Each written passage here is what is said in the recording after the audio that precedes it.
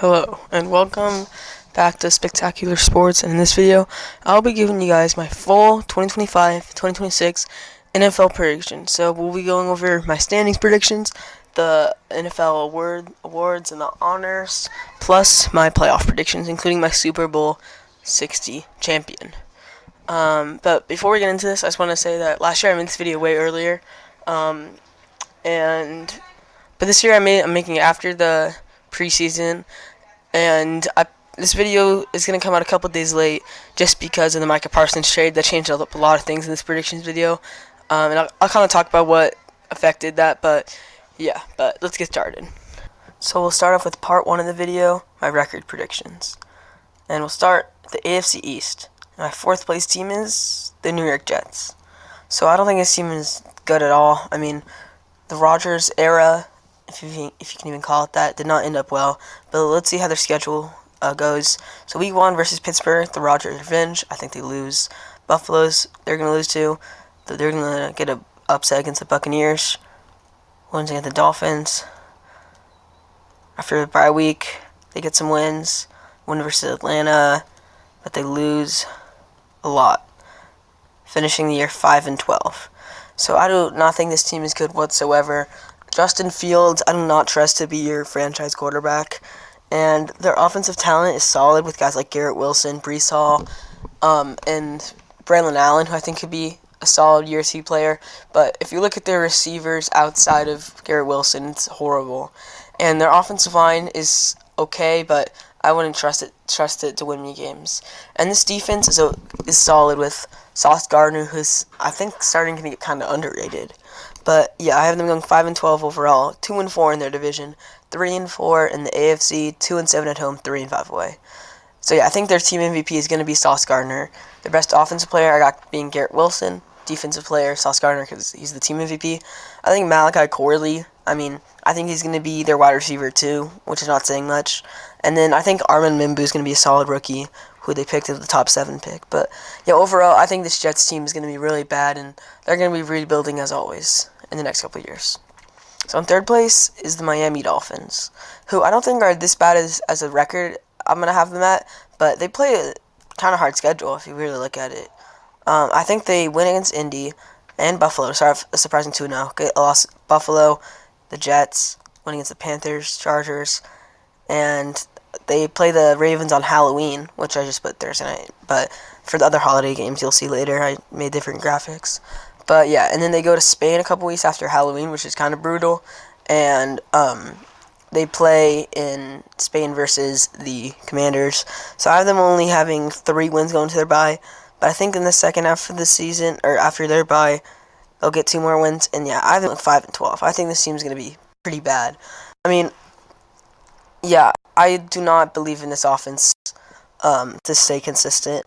Tyreek Hill is not washed, I don't think, but he's definitely not going to he's not 2023 form, and I think Tua is not that good of a quarterback.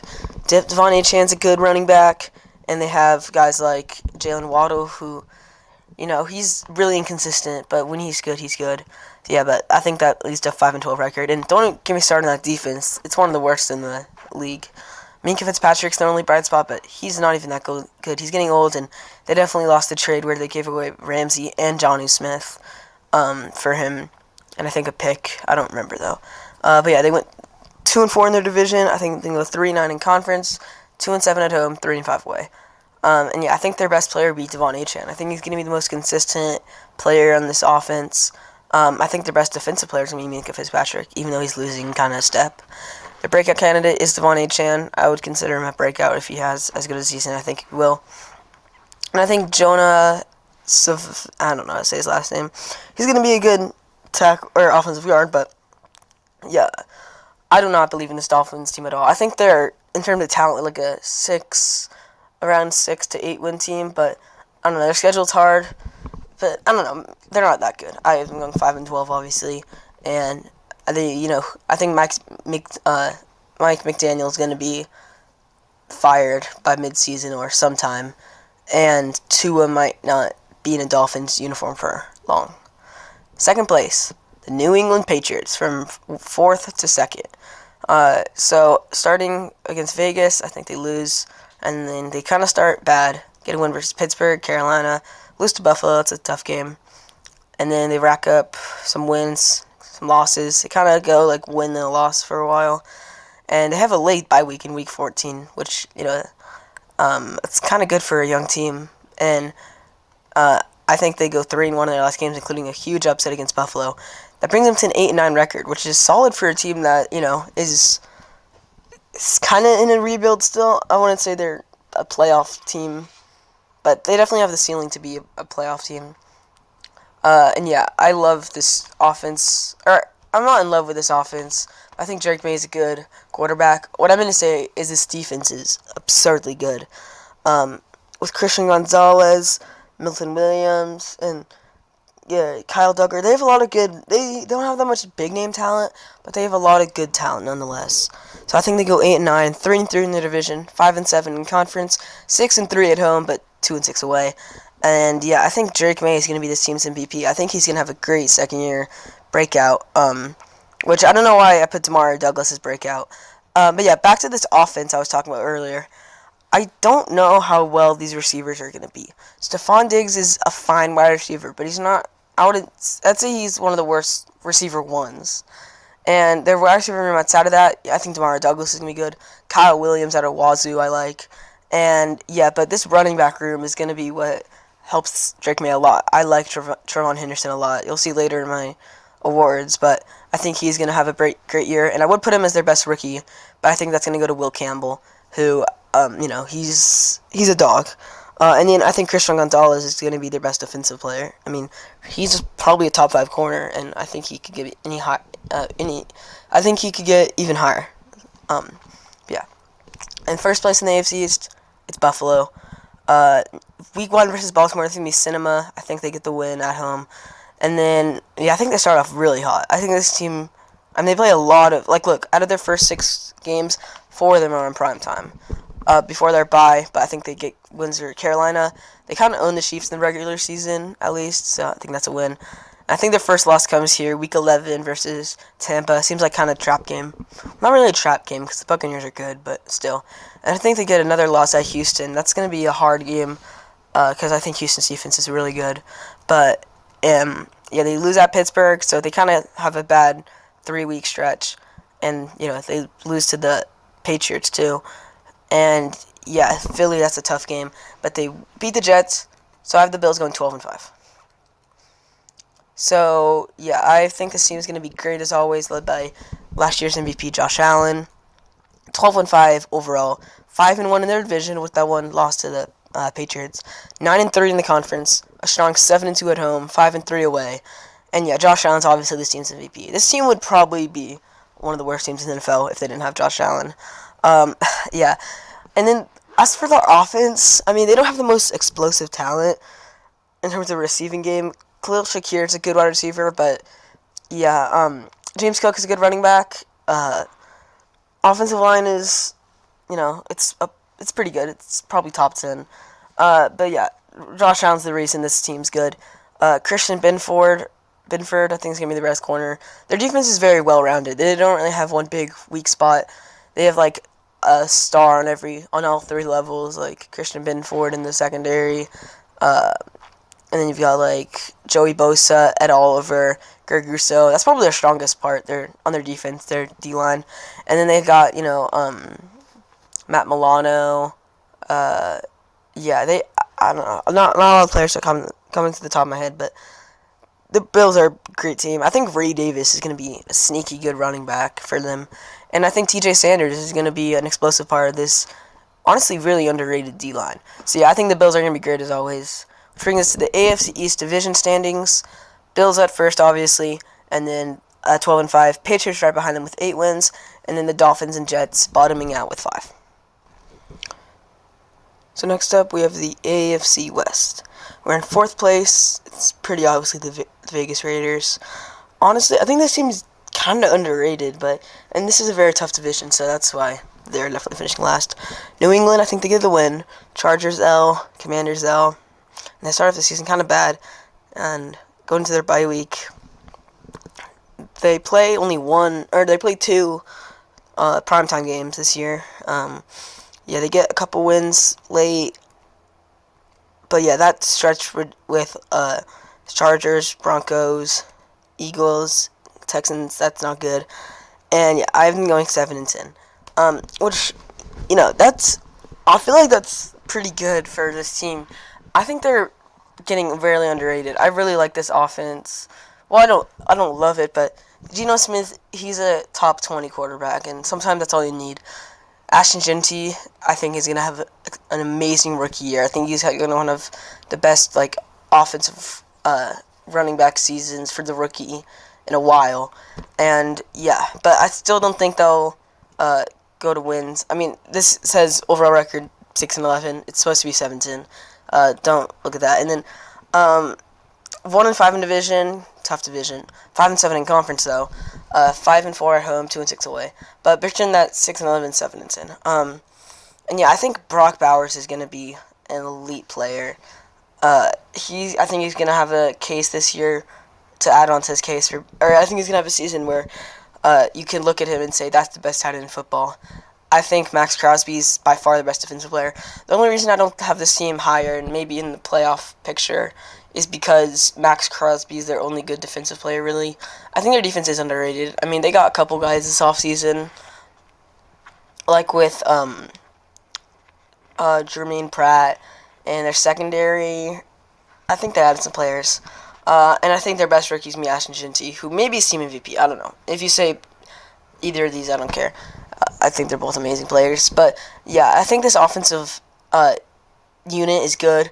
Their offensive line's a bit questionable, but, I mean, as a Seahawks fan, we didn't give Geno that good of an O-line. He still put up good numbers. And, yeah, this wide receiver room is what's holding it back from being like a great offense just compared to a good one. Jacoby Myers, I think, is going to be their breakout candidate, but he requested a trade. I don't know what that was, but he requested a trade. I don't really think he's going to get traded. And even if he does, they have a good wide receiver room, at least aside of that, with like Trey Tucker. They got back Amari Cooper, which is nice. And then they got Jack Besh and Deontay Thornton, something like that. He's might even be better than Jack Besh, apparently. But I think this team is kind of underrated and is going to be outside looking in the playoff picture. Like those playoff picture graphics every week, they're going to be like at the very bottom of the outside looking in. But yeah, that's how the Raiders are going to be this season. So third place, I had a tough time putting them this low, but it's the Los Angeles Chargers. This team is good. I mean, they were second in their division last year, but at Chiefs week 1, or I guess it's not really at Chiefs, but in Brazil, I think they lose. They get a win versus the Raiders and Broncos. That's a sneaky game against the Giants. I just think they randomly lose this one, especially because the Giants' defensive line is really good, and the team lost Rashawn Slater for the season, but they still have a good offensive line. Washington, NL, Miami. Yeah, I think this team going into their bye will be 7-4, but I think this late stretch is going to be bad for them. They lose to the Raiders, the Eagles, the Chiefs. They get a win against the Cowboys, win against the Giants, but lose to Denver, which puts them at 9-8 and outside the playoff picture, which I thought I was going to be higher on the Chargers this year, but I don't know. Just looking at their schedule, I have this team finishing 9-8, and 2-4 in division just because I think they get swept by the Chiefs. 8-4 in conference, and I think weirdly they'll be better away than home. And I think Herbert's going to have a great year. I mean, this guy can orchestrate an offense. I do think he's kind of overrated, but he's still a good quarterback. This receiving room, I'd say they got better from last year. I mean, they still have Lad McConkey, who's going to have a year or two breakout, as well as Keenan Allen they got back. I don't know why I just randomly forgot Keenan Allen. And then, yeah, got Trey Harris in the draft, who I think is going to be the best rookie. This running back room, I think Najee Harris is kind of getting underrated, but I still think Omar Hampton's going to win this backfield. Derwin James is a dog. He's still one of the best safeties in the league, however old he is. And this defense overall is still good. Like, Tahib still, their corner, I think he's going to be their lockdown corner, or maybe not lockdown, but he's gonna enter those good, like those cornerback conversations. And I think overall this team is a well-coached team. Jim Harbaugh is one of the best coaches in the game. I just think that in a tough division, tough like conference, I'd say, like the wild card race, I have this team going 9-8, and maybe that's disappointing to some people, but that's where I think the Chargers will be. Second place, Broncos. I've seen a lot of people say Broncos should be in first. I want to see it before I believe it, but this team plays the Titans. I mean, that's 2-0. Chargers they lose to. I'm really excited for this Week 4 game against the Bengals. This is going to be very good. I think they get their revenge from last year. They lose to Philly, and then in the UK, they get the win over the Jets, and they play another New York team, winning against the Giants. Dallas, I think that's going to be a random game where Dallas's offense is just too good. And yeah, I think they get a win against the Chiefs, which I think Mahomes has lost to the Chiefs once, I believe. Or maybe it was 0 times. I don't know if it really counts last year when they rested their starters. But I digress. I think they'll get a win against the Chiefs. Washington, that's a tough game. Vegas, they win. Voice crack. And then, yeah, I think on Christmas at the Chiefs, I'm really excited to watch that game. Hopefully it's like a snow game. But that's going to be a nice defensive divisional game. I think they lose to the Chiefs, though. And they get a win against the Chargers to cement themselves in the playoffs as 11-6 team. So, yeah, I think this team's going to be great. Okay, I don't know what... I did a lot of these graphics a while ago, so I don't know why the Broncos are 10-7. They should be 11-6. My apologies. Division record, 4-2. Conference record, 9-3. Home, 7-2. They're going to be great at home, but 3-5 away. Yeah, I'm sorry about that overall record thing.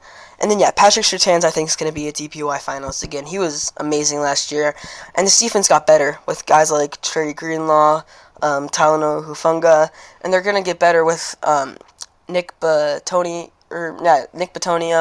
Zach Allen.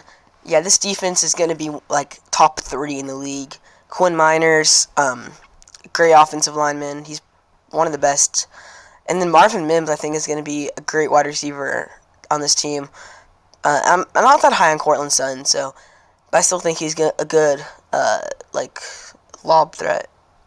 Wait, I just confused that with basketball. Alright, I'm clearly not in my... Alright, forget I said that. And then I think Jahad Barron's going to be an elite corner in year 1 as a rookie. And yeah, I really like this Broncos team. For Bo Nix, I think he's getting overrated. I think that he can orchestrate this offense to be fine. I still think they're far from average. But I think what's making this team going 11-6 is their defense, which is one of the best in the league. First place in the AFC West, obviously, is the Chiefs. Until the Chiefs don't finish first in the division, I'm going to pick them first in this division. Chargers in Brazil, that's a win. Philly, I mean, that's a really hard game. Super Bowl rematch, I think they'll lose. They win against the Giants, Ravens. In their first 6 games, they play a lot of good teams. The Chargers, Eagles, Ravens, and Lions. That's tough. But I think they go 4-2 in those. And then, yeah, Vegas is a win. Commanders should be a win. Buffalo, that's a tough game. And same with Denver. So they kind of start the year, not as most Chiefs fans want to see, 6-4. And people start thinking, hey, are the Broncos going to win it? Are the Chargers going to win it? But then I think, looking at these last games, they'll get hot. Wins against, and then against the Colts at Dallas on Thanksgiving. That's going to be a lot of people watching that game, to say the least. And then Texans, Monday Night Football, that's another dub. Chargers win, Titans win. Broncos on Christmas, that's a win. Yeah, and then Vegas. So I think they'll end this season very good. 13-4, and one of the best teams in the AFC. I think Patrick Mahomes is the best quarterback in the league. I know a lot of people are going to disagree with that, but I don't know. I still trust him the most than any other quarterback in the league. He may not have the flashiest stats, but at the end of the day, it's about what happens in postseason and if you're the clutchest, and I think he is. And his stats aren't even, people are saying it's the worst in the league. It's far from that. So 13-4, 5-1 in division. 9-3 in conference, 7-2 at home, 6-2 away. And yeah, Mahomes is an elite player, whether you like it or not. And this defense, Chris Jones or Trent McDuffie is their best defensive player. Yeah, Chris Jones and like George Karlaftis, that's a good defensive line. They lost a couple pieces on the defense. I couldn't tell you them, but I think there's still some. Their secondary is good. I mean, yeah, and Noah Gray I think is going to be a breakout candidate, especially with Travis Kelce getting older. But yeah, and I think Jalen Royals is going to have a good receiver season. And this receiving room is kind of underrated. Xavier Worthy is one of the fastest players, if not the fastest in the game. Rashee Rice, he's suspended for 6 weeks, I believe, but after that, he's going to be good. Marquise Brown, he was injured like all last year until like the late postseason. I think he's going to be good when he's on the field. Mahomes has a lot of speedsters to play with. Isaiah Pacheco, he was also injured last year. Yeah, the Chiefs were kind of banged up last year. Not much people talk about that. And they went 15-2. I mean, I don't think they'll repeat that much success, but the Chiefs are still a great team.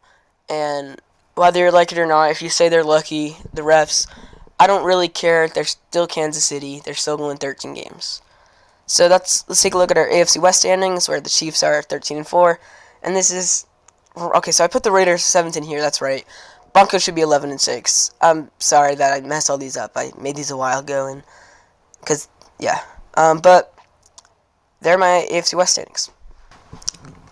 So now we have the AFC North, where, Cleveland is clearly last in this division. Probably way more obvious than the AFC West with the Raiders. This team is not good at all. They have the QB carousel, which they kind of ended that this late in this offseason. Kenny Pickett got traded to the Raiders, and they cut Tyler Huntley, who they signed like 2 weeks ago. But Week 1 versus the Bengals, I kind of want to give this game to the Browns because the Bengals always start off slow, but I can't trust Cleveland at all to win a game. I think this is one of the hardest first 6 week stretch. These are all playoff teams, or at least, and they lose to the Vikings in the UK. But I think they go with the first win versus Miami. Another loss, New England. Lose to the Jets, the Ravens again, Raiders. I think they get their random upset against the Niners. And they get another back-to-back win against the Tennessee Titans, who I think that Myles Garrett defensive line will shatter the Titans offensive line, which isn't even that bad. I think they get one more win against the Steelers, but another loss to the Bengals. Put them at 4-13. They'll be picking very high in the draft again this year. Cleveland, I don't like this team at all. Their offense isn't that bad outside of quarterback. Jerry Jeudy's a good wide receiver.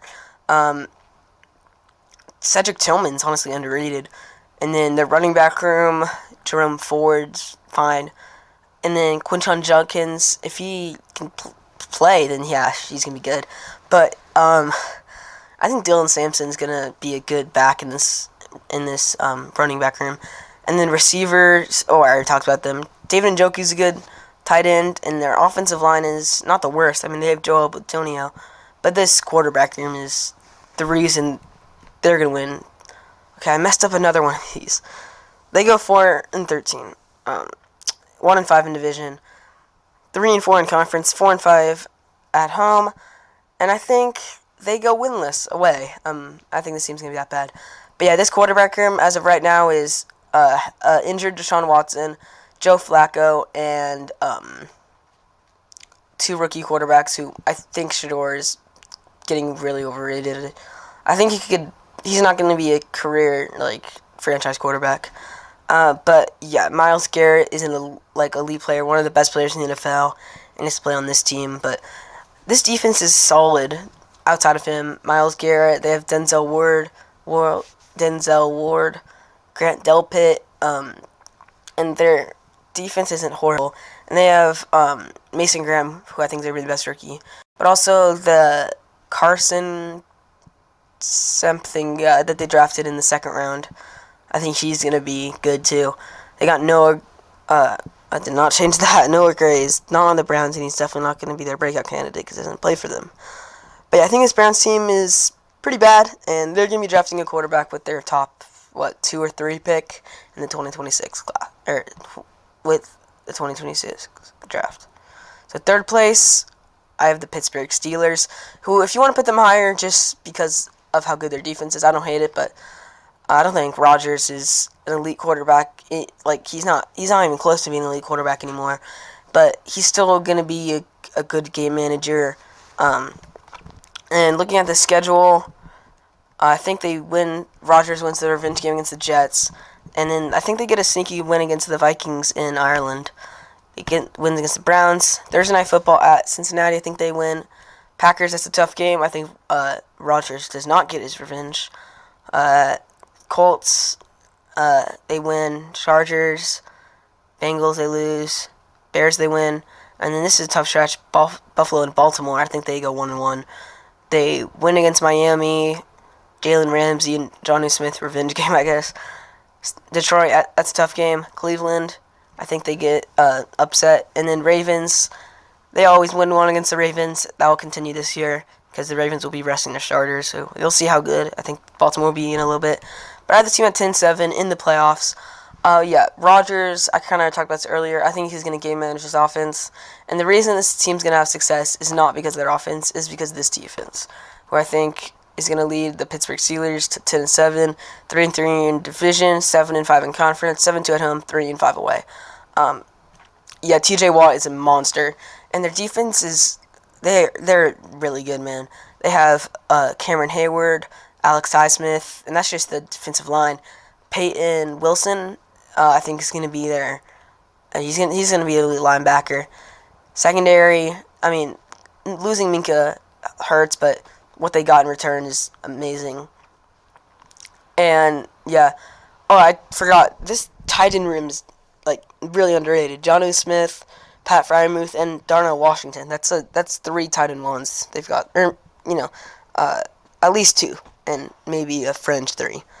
But okay, I'll stop talking about tight ends, but I think the best offensive player is going to be DK Metcalf. I'm a Seahawks fan. Hurts to see him go, but he's going to be good elsewhere.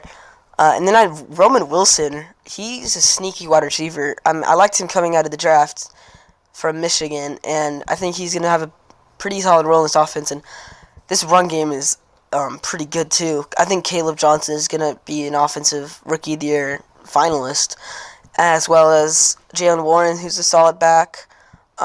This offense is very mid, below average to solid, whatever in that 20 to 16 range. But this defense is top 5, and I think this was going to make this team 10-7. So second, very opposite of the Steelers, it's the Bengals, with one of the worst defenses in the league. But they did re-sign sack leader Trey Hendrickson, and the best offense. Actually, not the best offense, but very good offense. Joe Burrow, Jamar Chase. They win against Cleveland, and last couple of years they've had very slow starts. Like last year, they started 1-4, but I think this year they start off pretty good, 2-0, and then this is where it comes. But they do get a win against the Packers. They lose against the Steelers, Jets, the Bears. They split the series with Pittsburgh, winning against New England. This game I'm really excited for at Baltimore on Thanksgiving. They really loaded the Thanksgiving and Christmas games this year. Last year they weren't that very much good games. Or they're good games on paper, but especially on Christmas. But yeah, this season the holiday games are great. But anyway, they played Baltimore and Buffalo in a 3-week stretch, or Baltimore twice. I think they will win, but Baltimore at home at least once. I think they get hot late, winning their fourth straight to get them in the playoffs. So I think they start 6-7. I better not see any comments saying 6-7. Anyway, I think they'll start 6-7, but win their last 4 to get in the playoffs. This offense is top 5 at top 6 at worst. Joe Burrow is one of the best quarterbacks in the game. Jamar Chase, you could argue, is the best receiver. I think it's Jefferson personally, but if you say Chase, I'm not going to argue. 10-7, 4-2 in division, 8-4 in conference, 6-3 at home, and 4-4 away. And I think Jamar Chase is going to have maybe his best year. And saying that, he won the Triple Crown last year, so I think he's going to be elite. Trey Hendrickson, obviously their best defensive player. Outside of that, their defense is really bad. Even with him, they're bad. Breakout candidate, Chase Brown. I mean, everyone's drafting him in fantasy in like the 3rd round. Some in 2nd, which is kind of crazy. He's going to be a good back. And even if he doesn't have that breakout we all think he will, they still have a couple good running backs like Taj Brooks, who I think is going to be the best rookie, as well as Zach Moss, who's a solid back. But yeah, this team is carried by their offense, and I think last year they got really unlucky in a couple games. And I think no one really talks about how they were amazing in their last 5. I think they won 5 straight, but no one really talks about it because it didn't end up mattering because they missed the playoffs. But I think if this team can stay consistent on the defensive side of the ball and play like they're trying to make the playoffs for the first time in, 3 years, this team is scary. In first place in the AFC North, I was talking about them earlier, it's the Baltimore Ravens. Buffalo, week 1, their revenge game versus a team that they lost in the playoffs. I think they lose. But they win against the Browns, Lions, and Chiefs, and Texans, but they lose to the Rams. That's another really tough first 6-game stretch other than Cleveland. And then they win against Chicago, at Miami, on Halloween, I think. I mean, Lamar Jackson owns the Dolphins, and if you don't know about all the times he's winning against the Dolphins, just look them up. It's kind of crazy. And then, yeah, I think they win against the Vikings, Browns again, Jets, Bengals, Steelers, lose to the Bengals on the road. Yeah, and then I think they end the season good, but they'll already have the 1 seed locked up because I have the Chiefs going 13-4, and I think by this point they'll be 13-3, so they already clinched the 1 seed, so they'll bench their starters, lose to Pittsburgh, but 13-4, amazing season.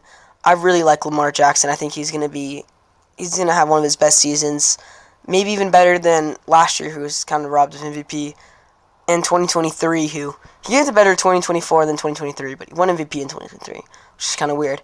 And yeah, 2019. But yeah, those 3 Lamar seasons plus the ones I think he's gonna have this year is kind of insane to think about. Yeah, Derrick Henry they also have. That's why I have them going 13-4, 4-2 in division, 9-3 in conference, 8-1 at home, which is elite, 5-3 away. And then yeah, Lamar is gonna be their team MVP as well as their best offensive player. Defensive player, I mean, you could go with Roquan Smith, Matabuke, Mike Green. I think he's going to be a really good edge rusher as a rookie. He fell in the draft. And then, yeah, their secondary is the best, especially getting Jair Alexander, who I still think has a lot in the tank, even though he's been injured the last couple of years. And then, yeah, their secondary is loaded. Marlon Humphrey, too. Malachi Starks, who I think is going to be elite rookie. He has amazing ball hawking skills. I think that will let him win or be in that conversation for Rookie of the Year, Defensive Rookie of the Year. And then they also have Nate Wiggins, who I really liked out of the draft. He's going to have a good second year. And then, Tylan Wallace. I think he's going to have a breakout year on the offensive side. I think Zay Flowers is not... I feel like he's been kind of overrated, but I think this receiver room as a whole is kind of a bunch of wide receiver 2s. But I don't want to disrespect Zay Flowers. He's clearly their wide receiver 1. But they added D-Hop this offseason, who, he's obviously trying to ring chase, but, he's still a valuable part. He was one of the Chiefs' leading receivers in the playoffs last year. I mean, he had a really bad game in the Super Bowl, but, yeah, he's good, as well as, Derrick Henry. Their offensive line is, honestly, I think it's underrated. And, their defense is one of the best in the league. I think this Ravens team is going to be amazing, and you'll see how good I think they will be in the postseason. So here are my AFC North standings. Ravens at top with 13, Bengals and Steelers right behind them with 10, and Cleveland bottoming out this division with 4. Now we have my AFC South predictions. So this is the last division in the AFC. So in 4th place, I have the team that finished worst in the NFL last year, the Tennessee Titans. I think Cam Ward's going to be solid in his rookie year, but with the weapons he has, I don't know if he's going to be amazing in terms of production. But they start off the season with Denver. I think they lose. That's going to be a really hard game for a rookie quarterback, first ever start. Same with a loss for the Rams, Colts, Texans, Cardinals, and Raiders. They get their first win in Week 7 versus the Patriots, and it kind of upset. And then they get back-to-back wins with another one over Indy. The Chargers games is a loss. Same with Houston and Seattle. They get a win over the rival Jags, lose to the Browns on the road, lose to the Niners, Chiefs. They get a win versus the Saints in Week 17, and they lose to the Jags. So that I have them going 4-13. I think this is going to be another year in the Titans rebuild. And yeah, they'll get a top pick where maybe they can get a good wide receiver to pair with Cam Ward, or maybe a defensive player. But yeah, they're going to be picking high in the draft again next year. So that's why I've been going 4-13. 2-4 in division, 3-9 in conference, 3-6 at home, and a pretty abysmal 1-7 on the road. So yeah, I think Jeffrey Simmons is going to be their best player. And I think Tony Pollard's going to be the most consistent guy in this offense. I really like him. He's underrated. And then they have Calvin Ridley as well. He's going to be a good wide receiver, but nothing special. Other than that, their receiving room is not that good. They have Tyler Lockett, who, I'm a Seahawks fan, so I love him. But yeah, if he's your wide receiver, too, then they might not be the best. And then, yeah, their defense has some good players, but overall they're a pretty bad unit. I don't think this team's going to be that impressive. Tajay Spears, I think, is going to be a breakout candidate. I really like this running back room because they also have Dylan Johnson, I believe. I think he could put up some good goal line plays. And Cam Ward is going to be their best rookie.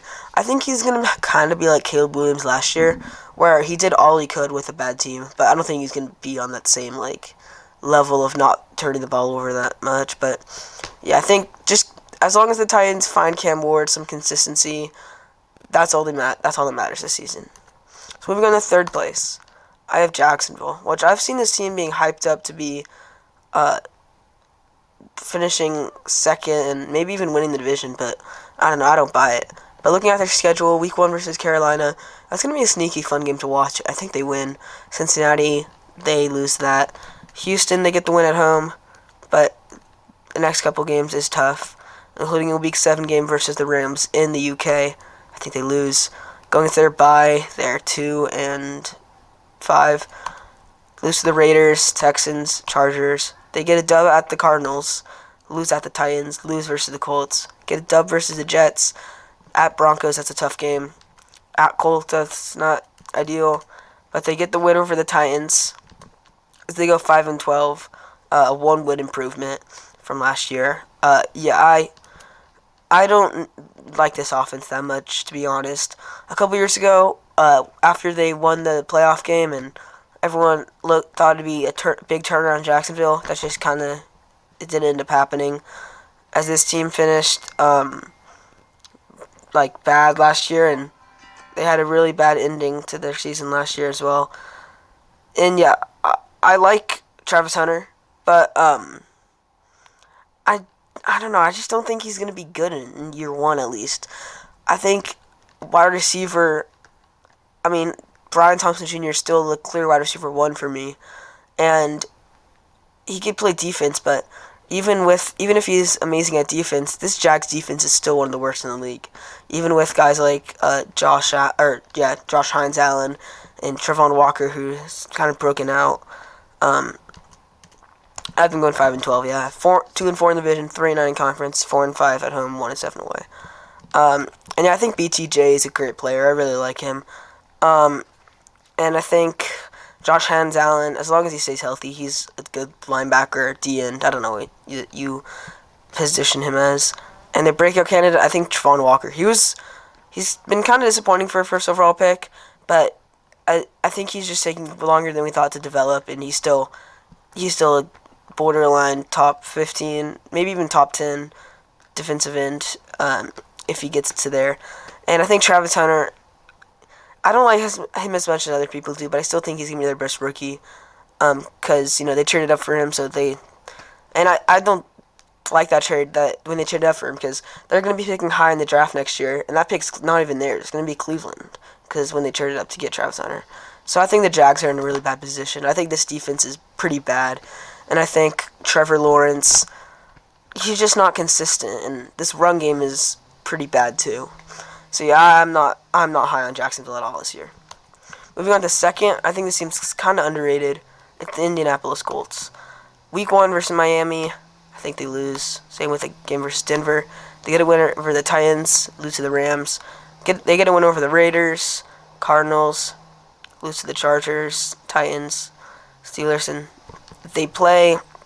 This is just the most random game. They're playing Atlanta in Germany. I think they win a random international game in the UK. At Kansas City, that's a tough game. Houston, that's tough. They get a win against Jacksonville, lose to the Seahawks, and then their only primetime game versus the Niners on Monday night, they lose. Get a win versus the Jags, and they actually sweep them, and they lose to Houston. So that's 6-11 for Indy. I mean, outside of the quarterback, I think this offense is pretty underrated. Jonathan Taylor's a borderline top 5 running back, and when he's on the field, he's really good. And then their receiving game is pretty underrated. They have Michael Pittman Jr., Josh Downs, Alec Pierce. Those are 3 solid receivers, as well as Tyler Warren, who they got high in the draft last year. I think he can be a great player. I don't think he's going to be in the offensive rookie of the year thing because he's a tight end, and yeah, but I really like this offense. But the thing that's making me question is their quarterback room. I don't have any faith in Anthony Richardson to put it together.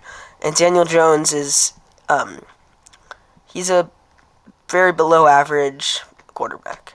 So that's why I've been going 6-11. And I haven't even talked about this defense. It's very solid. They added Tre'Davious Ward. I like that. And, their defense I feel like is the same every year. With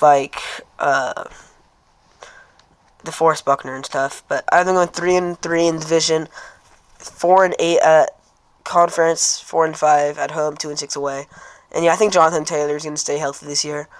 And then yeah, I think their breakout candidate and their best defensive player is going to be Luatu Latu. He came out of the draft last year as an interesting prospect because he probably would have been a top 10 pick, but he got injured in I think his last year, and yeah, he put up some things. He put up some intriguing plays last year, and I think he'll, be their best defensive player and a breakout candidate.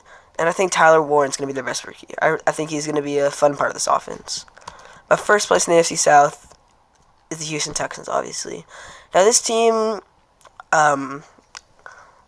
they had it interesting last year. They were bad not bad. They just failed expectations in the regular season, especially towards the end once they started to get injuries. But they sneakily won a playoff game. And yeah, but let's get into the schedule prediction. At the Rams, that's a tough game. I think they lose. Versus the Buccaneers on Monday Night Football, that's going to be a fun game. That's going to be high scoring. They lose to the Jags, get it up versus the Titans. At Ravens, that's bad. And then yeah, they have a very early bye in Week 6. But coming off that, they win against the Seahawks, the Niners. They lose to the Broncos. But that's going to be a nice game. 2 of the best defenses in the league. They get a win versus the Jags, Titans, and then I think they get a pretty. I wouldn't say it's that big of an upset because they're both good teams, but I think they beat the Bills on Thursday night. In that one, and then in the Colts, I think they win. Chiefs, they lose that one. Cardinals, they lose. Raiders, they win. Chargers, they lose. Colts, they win. So that's 10-7. Honestly, this team is great, but what's holding them back from being in that upper tier of AFC teams is their offensive line, which I think is one of the worst in the league, or probably the worst if you really look at it. But I think that's what's holding them back. I think they'll go 10-7 for the 3rd straight year in the C.J. Stroud era. 5-1 in division, 8-4 in conference. That just shows how lucky they are to be in this bad of a division. 4-1 at home, but kind of bad 4-5 away. And yeah, I think Will Anderson's going to be their best defensive player. I think he's going to have a huge breakout. But I think team MVP could also very realistically be C.J. Stroud. This guy is getting very underrated. He's probably still a top 10 quarterback. He has all the tools, and just because he had a bad offensive line last year and a lot of injured players, I'm not discrediting that at all. Their offense, Nico Collins is one of the best receivers in the game. When Tank Dell comes back late in the season, if he does, that's going to be good. But they really focused on giving Stroud weapons this offseason in terms of skill positions.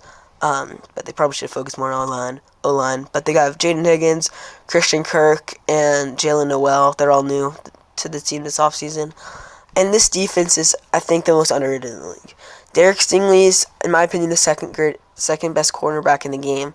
Will Anderson and Daniil Hunter are wrecking balls, and they have a bunch of good linebacker and secondary depth. And I think Jalen Petrie is going to break out as their safety. And I think Jaden Higgins is going to be their second best receiver this season, only behind Nico Collins. But yeah, I think the Texans are going to be a great team this year. Or other than their offensive line. But other than that, I think this team's going to be good. So the AFC South standings are the Texans with 10 wins, the Colts with 6, Jags with 5, Titans with 4. But yeah, so here is the AFC Playoff Picture. So, the 7 seed, you've got the Pittsburgh Steelers at 10-7. They always sneak into the playoffs, and I think with even with a new quarterback, that doesn't change anything. This defense is amazing, and this offense, led by Rodgers, who I think can game manage, this team's going to be a playoff team. The Bengals at 10-7, I think they finally make the playoffs. Their defense is still horrible, but they can't get unlucky for the third straight year. Broncos at 11-6, nothing crazy. This team is elite at defense. And then the team we just talked about, the Houston Texans, are 10-7. They're going to be the 10-7 and the 4th seed for the third straight year. Third is the Bills at 12-5. Yeah, this if you know like what the playoff matchups are going to be, this is going to be entertainment. And then you got the Chiefs at 13-4. I think even though they lose to the Bills in the regular season, I think they'll still have one more win than them and get the higher seed. And I think the Ravens will beat the Chiefs in their game they play, so that's why, even though they have the same record, they're the 1 seed. But yeah, these are my AFC division or AFC playoff standings.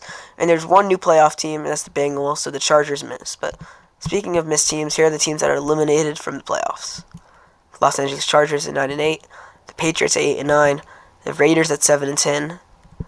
Colts at 6-11, Dolphins at 5-12, Jets at 5-12, Jags at 5-12, Titans at 4-13, and the Browns at 4-13. So now we have the first NFC division with the NFC East. We're in 4th place. I still think it's the New York Giants. So yeah, this team has, I'm pretty sure, the hardest schedule in the league. I mean, if you just look at this, it's like Super Bowl favorites, other than like the Saints and stuff. But yeah, this schedule is really hard. Week 1 at Washington, that's an L. And the Cowboys in Dallas, that's even the Cowboys did something really bad in trading Parsons, that's still a loss. Chiefs, that's a really random Week 3 Sunday Night Football game, they lose. Chargers, they get their first win of the year in a pretty big upset. Saints, they win. Philly, Saquon might rush for 300 yards that game in his revenge. Broncos, that's a tough game. Philly, in their second time in 3 weeks, they lose again. Niners, they get an upset. Bears at Chicago, they lose. They lose versus the Packers. They lose to the Lions. And then week 13, they go to the Patriots and win because the Giants kind of own the Patriots.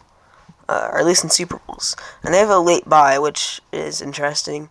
And then the Commanders, they lose. Same with the Vikings, Raiders, and they get a win versus the Cowboys. Put them at 5-12. I think this team's, they have a couple dogs, and I think this team's kind of talented, but they just play a really hard schedule. 5 wins is generous, honestly. Yeah, 5-12, 1-5 in division. They play the pretty solid division. And 3-5 at home, 2-7 away. There's just one thing that on this team that's amazing. That's their D-line. They have Dexter Lawrence, who's probably the best defensive tackle in the league. Him or Chris Jones. Then they have Abdul Carter, who I think is going to be the best rookie. He was picked in the top 3. He's amazing.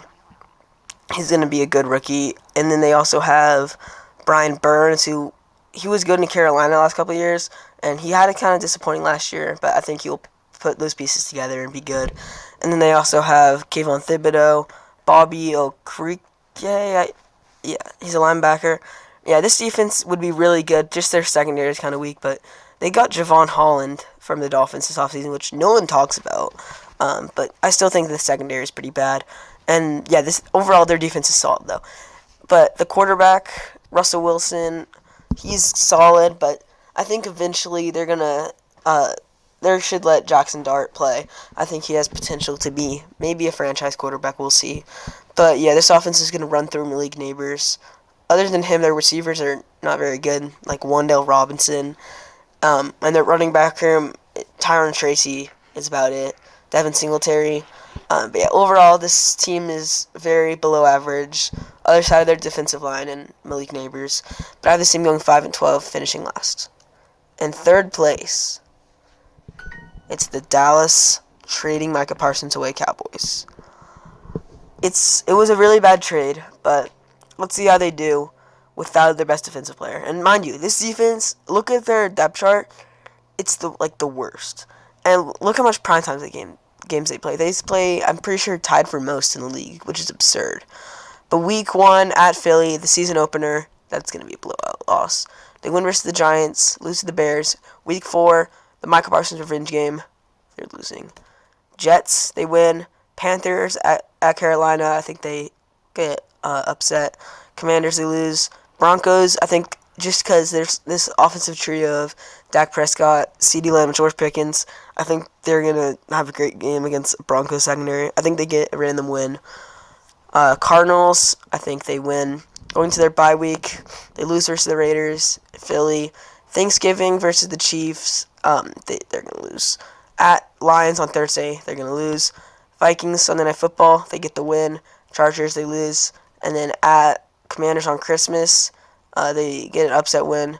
And Giants, they lose. So this is 6-11. I think this team's going to be pretty bad. I mean, like I said earlier, this defense without Micah Parsons is maybe the worst in the league. And Kenny Clark and 2 first-round picks, they could have got something better. But yeah, at least for their offense, they're still a solid unit. Dak Prescott is I'd say he's right outside the top 10 quarterback. CeeDee Lamb's one of the best receivers in the game. George Pickens, I like him as a wide receiver too, way more than a wide receiver 1, because he can't be a number 1 option on a team. Yes, 6-11. Yeah, I had them going 8-9 originally. 2-4 in division, 4-8 in conference, 3-5 at home, 3-6 away. Their best player, CeeDee Lamb, I think he's going to have an amazing year. He's going to be in the conversations for Opoy. And I think Trevon Diggs is their best defensive player, who he's kind of fallen off, but he's still a solid corner. Kevontae Turpin is their wide receiver. I liked him. And then Siobhan Revel Jr., I think, is going to be their corner. That is their best rookie. But yeah, overall, I think this Cowboys team is pretty bad. And, yeah, especially after the Micah Parsons trade, I think they're going to be not that close to the postseason. Second place, we have the Washington Commanders, who had a very strong playoff run last year. And 12 games is nothing to, that's crazy. They won 12 games. What kind of crazy to me is in 2023, the 1 seed in the NFC, the 49ers, who made the Super Bowl, went 12-5. And in 2024, the 6 seed in the NFC went 12-5. So that's kind of crazy to think about. And that's the Commanders. And they play a schedule that's not easy by any means, but not impossible. But they do have a lot of tough games. Week 1, they would beat the Giants. At Green Bay, week 2, I think they lose. Raiders, that's a win. Atlanta, that's going to be a close loss. I think they'll get their revenge from that. I think week 6. I think that was week 17 last year. That was a great game. I think the Falcons get their revenge, though. Chargers, they win. Bears on Monday Night Football week 6. That's going to be a fun game. I think the Bears don't get their revenge after the Hail Mary, as they win. Cowboys, they win on the road. Chiefs, at Chiefs on Monday night. I'm excited for that game, but I think that the Chiefs are just more well-rounded. Seahawks, they get the win. Lions, they lose. And then versus the Dolphins in Spain, they win. Going to their bye, they play the Broncos on Sunday Night Football. I think they get the win there. At Vikings, they lose. At Giants, they win. Versus Philly, I think they split with Philly, so they win at home. Versus Dallas on Christmas, I think this is just a random loss. And I think they end the season with 2 straight losses, and their second one being at Philly. So that's 10-7, which is, a 2 less games they won this year I think they won this year than they won last year. I think last year they had a really easy schedule. I think this year they'll play some harder competition, obviously. I think that will equate to less wins. But still 10-7, that's nothing to frown upon. 4-2 in division, 7-5 in conference, 6-2 at home, 4-5 away. And yeah, Jaden Daniels is going to have a great year. Everyone was saying he's going to have a sophomore slump. That theory is just, in my opinion, wrong. I don't really hate it. I don't really hate the fact that he's going in second year. I don't think that means anything.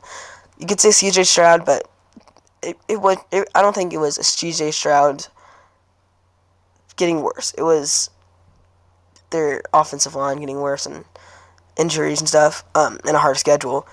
And I think, Jaden Daniels is going to have an amazing year. I'm really glad they kept Terry McLaurin, or else they'd probably miss the playoffs. But, Terry McLaurin's a very important part of this team. Deebo Samuel they got this offseason. I think he can be a good third down, check down receiver. Bobby Wagner's the best defensive player. If you look at it, this defense isn't very good. I mean, they did allow 55 points in the NFC Championship game. But I do think that their defense is going to be solid on a week-to-week basis.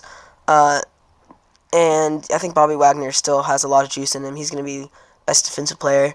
Breakout candidate, Mike Sandstro. I think he's going to be their best corner. And then, in terms of back to their offense, in terms of running back, I like Brian Robinson Jr., but they traded him to San Fran. And I think Ja'Cory Krosky-Merritt is going to be very good. I drafted him in fantasy a little high, but I think he's going to be a good back. And I think this Commanders' offense is going to be still really good. And Trey Amos, I think, is going to be their best corner, or best rookie, and one of their best corners. I think the Commanders are going to have a slight decrease in terms of wins, but I think they'll still be in the in the NFC wildcard race, and But first place, as you all should have expected, Philly. And I'm pretty sure this is the first time in nearly 20 years NFC East team will win the division back-to-back. Or at least if my prediction's right. But who knows, Jaden Daniels could he could continue that curse. But looking at their schedule, Week 1 versus Dallas on Thursday, it's going to be a big win for the season opener. I think they don't let the Chiefs get their revenge. And then the Rams, they win. And then for some reason, they always struggle with Tampa Bay. I think they lose that. Broncos, that's a win. Giants, I said that in the Giants prediction. I think Saquon's going to destroy his former team. At Vikings, that's a win. Giants, they sweep. Packers, Monday Night Football, that's going to be a great game, but I think they win. Lions, I think they get another loss. Cowboys, they win. Bears on Black Friday, the day after Thanksgiving, that should be another win. At Chargers, Monday Night Football, that's another win. Raiders, that's a win. Commanders, I think they lose that one. At Buffalo's a tough game, but I think they win. They beat the Commanders in Week 18 as they finished the year 14-3 for the third time in 4 years. So looking at this team, I think they'll go 14-3, 5-1 in division, 9-3 in conference play, 7-1 at home, 7-2 away. This team lost some players on the defensive side of the ball, like Josh Sweat, C.J. Gardner-Johnson, and Milton Williams too. But I don't really care that much. I still think they're an elite team. Their offense is led by Saquon Barkley, who a lot of people are saying that he's going to have a worse year just because he got the carry of the ball a lot last year. And I do agree that he's probably not going to rush for 2K yards, but he's still going to be the best running back in the game. This offense is amazing. Jalen Hurts, he can do whatever they need him to do. He's for sure top 10 and probably top 5 quarterback. But I know I'm going to get a lot of comments saying that he's not, but I like Jalen Hurts. And yeah, Saquon's an elite running back. A.J. Brown and Devonta Smith are one of the best receiver duos. And they also got John Mechie. He's going to be a good wide receiver 3. And they also have Jahan Dotson. So this receiving room is stacked. And their offensive line's the best in the league. There's really no debate there. Even though they lost Mekhi Becton to the Chargers. And then, yeah, this defense is very well-rounded. I think Jalen Carter is going to be their best defensive player as defensive tackle. And, yeah, this defensive line is still good. They're not as good as last year, but they're still going to be elite. And this linebacker room, I think, is the best in the league. Or maybe other than, like, the 49ers with Fred Warner. But they have Zach Bond, who was an All-Pro last year and DPOY finalist. They have Nakobe Dean, who is, no one really talks about him because he was injured during their playoff run, but he's still a great linebacker. And I think Jalix Hunt is going to be there. I think that's how you say his name. I'm probably wrong. But I think he's going to be their breakout candidate as running back. And Jahad Campbell, they stole him at pick 31, I think. I think they traded up with the Chiefs, like one pick. He's a great player. They got him at a very good draft spot. And yeah, the secondary, Quinion Mitchell, Cooper DeJean, Reed Blankenship, that's a great secondary. I think this team's still going to be elite. So yeah, the NFC standings, we have them obviously 14-3 first, Commanders at 10-7, Dallas 6-11, and the Giants not too far behind the Cowboys with 5 wins. So yeah, those are my NFC East predictions. Okay, so now we have my NFC West predictions. We're in 4th place. For me, it's a pretty easy choice. It's the Arizona Cardinals. So yeah, this team, I think is being kind of overrated. I don't see them as a playoff contender whatsoever. But let's go into their schedule. They have an easy game week 1. Saints, they win. They start off a sneaky 2-0, lose to the Niners, Seahawks. They get one versus the Titans, lose versus the Colts. And then they get upset win against the Packers, lose at Dallas, beat the Seahawks, lose to the Niners, lose to the Jags, lose to the Bucks. Get a win against the Rams, go to Houston and get another upset, and then lose to the Falcons. At Cincinnati, they lose, and then at the Rams, they lose. So I have this team going 7-10.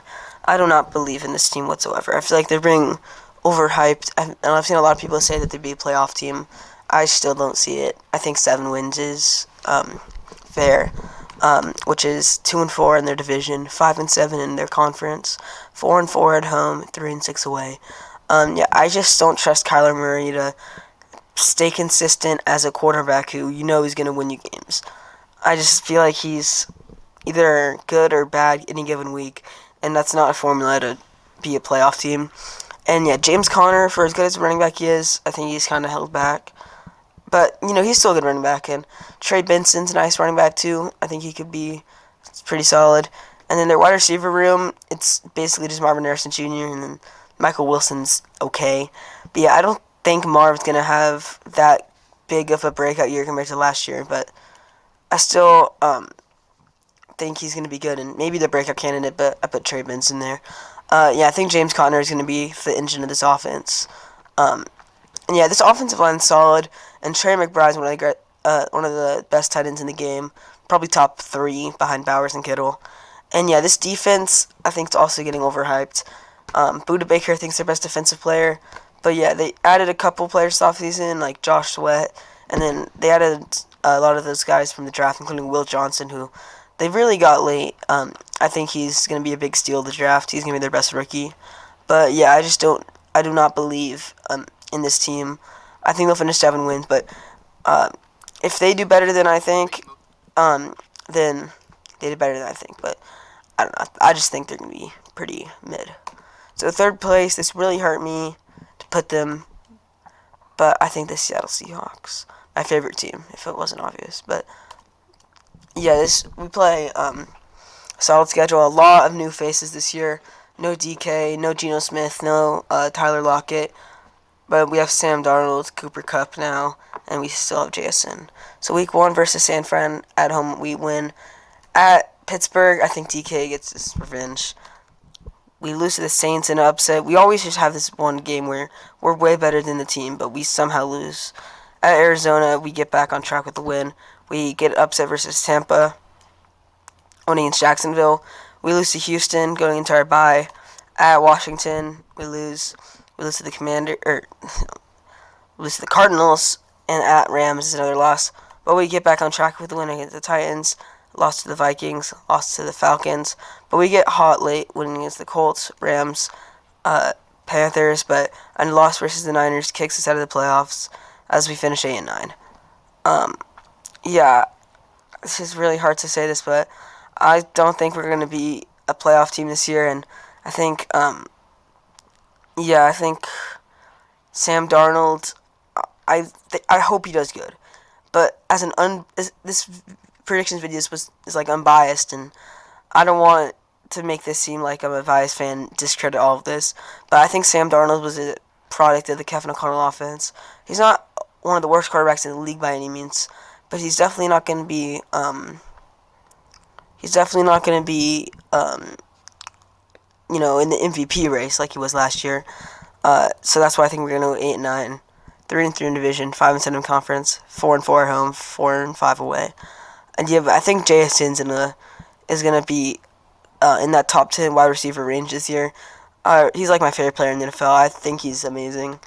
And then our defense is pretty underrated. Devon Witherspoon, Tariq Woolen, Julian Love. Our secondary is very underrated. Our linebacker room is not the best, but our D-line has Leonard Williams, Boye Mafe, or maybe he's a linebacker. But we also have Byron Murphy from last year, our first-round pick. I think he'll break out. Gray Zabel. In terms of our offensive line, I think as long as we can give, as long as we're not horrible, we'll be fine in terms of offensive line. I don't know. We're pretty below average, but we have some stars. But I don't know. I think we're gonna be pretty mid, and the Sam Darnold's the Sam Darnold experiment might not work. And Kenneth Walker, great running back. Zach Charbonnet, he's a good running back too. Overall, I think we're just mid, and I think we miss the playoffs. And maybe we give Jalen Milroe some time later on the season to develop him as our maybe future franchise quarterback. But we'll see. I have the Seahawks going 8-9. Second place is the San Francisco 49ers. This hurts to say a lot, but they have the easiest schedule in the league. Just look at this. Week 1 at Seattle, they lose. Saints, they get the win. Cardinals, they win. Jacksonville, they win. At Rams, I think they actually win on Thursday. But their luck runs out with the loss to the Buccaneers, Falcons, and the Texans defense. And I think they win their lose their fourth straight with an upset loss against the Giants. They'll just lose some random game. I think the Giants will be a tough opponent. And they lose to the Rams, so that's 5 straight losses. They get back on track with a win over the Cardinals. The CMC revenge game, he beats the Panthers. At Cleveland, I think they get another loss. So after starting 4-1 in their next, 7 games, they go 3-4. Or I guess last 8 games. Whatever. I think they'll be a really streaky team. Lots of wins in the beginning, lots of losses in the middle. They beat the Titans, Colts, but they lose to the Bears on Sunday. And they beat the Seahawks, and they finish 8-9, almost in that playoff spot. But we'll see later my playoff predictions for the teams, but they'll be right in that wild card race. Again, I think this team's going to be really streaky. A lot of wins, a lot of losses, back-to-back. But, yeah, I think they'll go 8-9. I think last year they were just really injured. I still think they're a good team. They did lose a lot this offseason, but it's not... With how easy their schedule is, I still think they're going to have a winning record, which is 9-8 and 4-2 in the division, 6-6 in conference, 5-3 at home, 4-5 away. And yeah, I think CMC is going to have a big bounce back year. I think he's one of the best running backs in the game. And yeah, but Brock Purdy, as long as he can game manage this team like he did in 2023 when they were the 1 seed and made the Super Bowl, he'll be fine. And this receiving room is a little scary. They have Juwan Jennings, Brandon Ayuk. Ricky Pearsall should submit himself as a good NFL receiver, I'd say. This offensive line outside Trent Williams is not very good, but yeah. Overall, their offense is solid. Defensive-wise, Fred Warner's a monster. Same with Nick Bosa. He's still a good defensive end. And overall, their defense isn't the best, but I think they will be good enough to have a winning record again. And then, or again, like I said that previously, they didn't last year because of all the injuries. But I think, I don't know how to say his first name, but Lenore, I think he's going to be a good corner for this team, who their secondary is kind of bad, honestly, but I think he's going to emerge as their best corner. And Michael Williams, they drafted, I'm surprised they took him, but I like him as a player, and I think he'll be a good rookie. But overall, I think the Niners are going to be a solid team. They're going to be in the playoff hunt, but let's go to first place in the NFC West, where it's the Rams. Yeah, this team is very good. Let's look at their schedule. Week 1 versus Houston, it's a win. Titans, that's a win. At Philly in a playoff rematch, I think they lose. Colts, they win. They lose against the 49ers. At Ravens, that's a tough game, but I think they emerge with a W. Week 7, Jacksonville in the United Kingdom, that should be a win. Saints, that's an easy win. At Niners, they win. Seahawks, they win. Versus Tampa Bay on Sunday Night Football, they lose. At Panthers, they win. Versus the Cardinals, they lose. And then this game versus the Lions, this is going to be another classic game between Matthew Stafford and Jared Goff. I think they win, and I think in this like series of Jared Goff versus Matthew Stafford, I think this would make it 2-1. Just like the Lions are up 2-1 now. I think this would make it 2-1, unless they played before. Forget that. And then at Seattle on Thursday, I think they lose. At Cardinals, they win on Monday, and then they win versus the Falcons, and then they win versus the Cardinals in Week 18, put themselves at 12-5 and in the playoffs. So yeah, I think this team's gonna go 12-5, 3-3 in division, 7-5 in conference, which is not very good, but yeah, and then 6-2 at home, 6-3 away. And yeah, I think this offense led by Puka Nacua and Devontae Adams is a great duo of receivers. And then Matthew Stafford, he's one of the best quarterbacks in the game. Even I think he's like 36, 37. Yeah, overall this offense is very good. Kyron Williams is a top 10 back. Their offensive line is a bit like, it's a bit okay, but I think they'll be fine enough.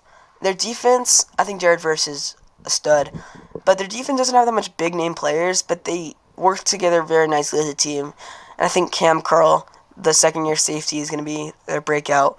And Chris Paul Jr., their rookie linebacker, I think he's going to be great.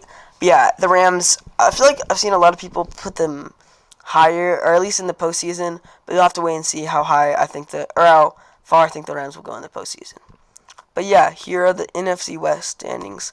We have the Rams at 12-5, Niners at 9-8, Seahawks at 8-9, and the Cardinals with 7 wins. So next up, we have the NFC North, which maybe is the division that had the most changes since the Micah Parsons trade.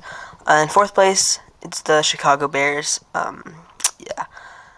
So I think this team is pretty good. I think last year I predicted them to be way too good in Caleb Williams' rookie season. But this year, I genuinely think they got better. Way better coaching with Ben Johnson. And yeah, let's see how they do in year 2 of the Caleb Williams era.